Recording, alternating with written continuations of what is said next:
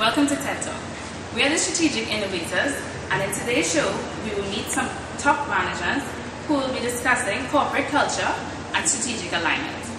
We chose this topic because it stimulated our interests and added great value to our knowledge base. But first, before we talk to today's professionals, let's take a look at the following video.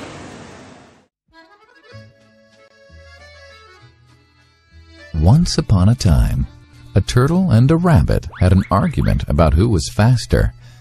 They decided to settle the argument with a race. The turtle and the rabbit both agreed on a route and started off the race. The rabbit shot ahead and ran briskly for some time. Then, seeing he was far ahead of the turtle, he thought he'd sit under a tree for some time and relax before continuing the race. He sat under the tree and soon fell asleep.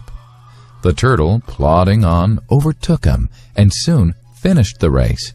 Emerging as the undisputed champ, the rabbit woke up and realized that he'd lost the race.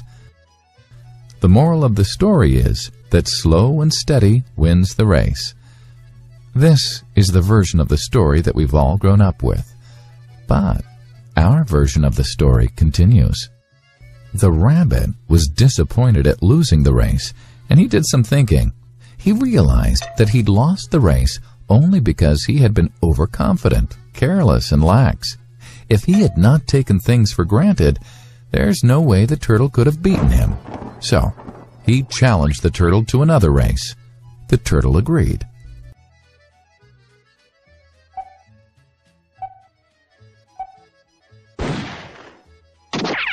This time, the rabbit went all out and ran without stopping from start to finish.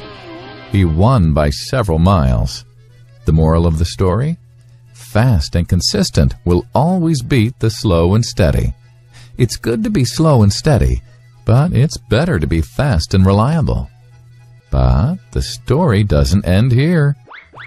The turtle did some thinking this time and realized that there's no way he can beat the rabbit in a race the way it was currently formatted. He thought for a while and then challenged the rabbit to another race, but on a slightly different route. The rabbit agreed. The turtle and rabbit started off. In keeping with his self-made commitment to be consistently fast, the rabbit took off and ran at top speed until he came to a broad river. The finishing line was a couple of kilometers on the other side of the river. The rabbit sat there, wondering what to do. In the meantime, the turtle trundled along, got into the river, swam to the opposite bank, continued walking, and finished the race. The moral of the story? First, identify your core competency, and then change the playing field to suit your core competency. Hi, and welcome to another episode of TED Talk. I'm your host, Nicholas. And on today's show, we are joined by the top managers of Strategic Innovators. Welcome, ladies. Thank you. On today's show, we'll be looking at the concept of corporate culture and strategic alignment, and ultimately, how they affect performance. Now, ladies, in addressing the issue of corporate culture and strategic alignment, we are told that corporate culture can be seen as a set of beliefs that drive employees' behaviors, or, in essence, the way in which things are done around here, so to speak. But when we say corporate culture, are we saying that corporate culture and business strategy, are they interdependent, are they dependent, or are they codependent, so to speak? In addressing that issue, maybe Danielle, you might be able to shed some light on this. Well, as you were saying, corporate culture is a set of attitudes and beliefs in a certain organization. So I think that the corporate culture should have attitudes and behaviors that will be conducive to successful strategy execution. And in our mini video, we saw that the turtle had a relaxed culture. So he implemented techniques that would have matched this relaxed culture. And it showed that even though progress was slow, that it would have been more beneficial in the long run to act this way than in the short run to act carelessly and hastily. Okay. So, but in terms of corporate culture and the alignment, in terms of business strategy, Chantelle, maybe you could shed some light on this as well. How can we promote a culture that will align with our strategic focus as a business? Well, the ways to promote a culture that will align with your strategy and goes in steps. First, we must outline our strategic goals and the necessary behaviors to accomplish this. We as managers must model this because, as we know, employees follow by example. And once they see it coming from us, they won't regard it as unimportant or disregard it. So, also in promoting this desire, we must establish a clear link between our new behaviors and cultural attributes and make this link very visible for employees to see. And lastly, we must continuously communicate our company goals so that attention is remained on the strategic focus.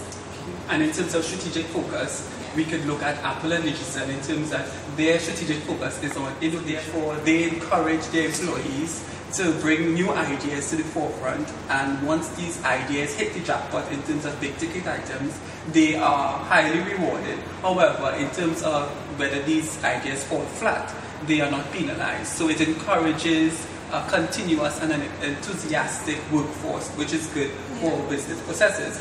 But in terms of Hilo, we wouldn't expect Hilo to run on an innovative strategic focus. They would more or less go with an efficient focus, and we would expect each employee to have clearly defined roles.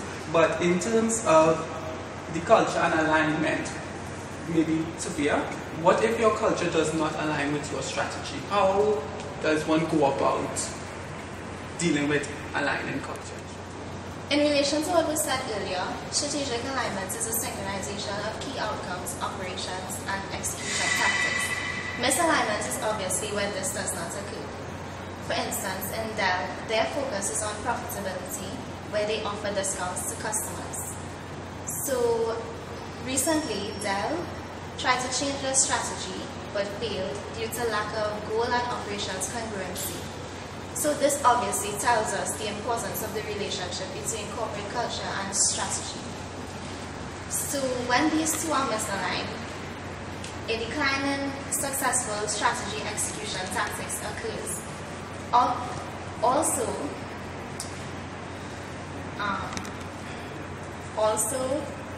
attitudes and behaviors are also important. So in terms of misalignment, how do high-performing companies deal with such? Okay, there are specific tools and processes in which leaders or managers can utilize to alleviate misalignment or achieve greater alignment within your business. For example, there are culture alignment assessments such as surveys or randomly polling employees of the organization to see if they know the mission and the vision of the business. This will allow managers or leaders to identify the key areas of misalignment. This will further allow them to understand the gaps and create a plan in which they can close them. Now let's say a business has a well-communicated, established, clear vision of the future, and when they take a look at their employees' capabilities and competencies, they are not in line with it. We can now source or look to realign this process by either hiring new employees with new capabilities or retraining the staff and ensuring that they are on track to the common goal of the future. In terms of the misalignment, we have all heard of the adverse effects they have on organizational performance as well as existence. So to thank today's guests for their pertinent information as well as resourceful information, ladies, thank you very much. On behalf of all of us at TED Talk, this brings us to the end of today's segment. See you then.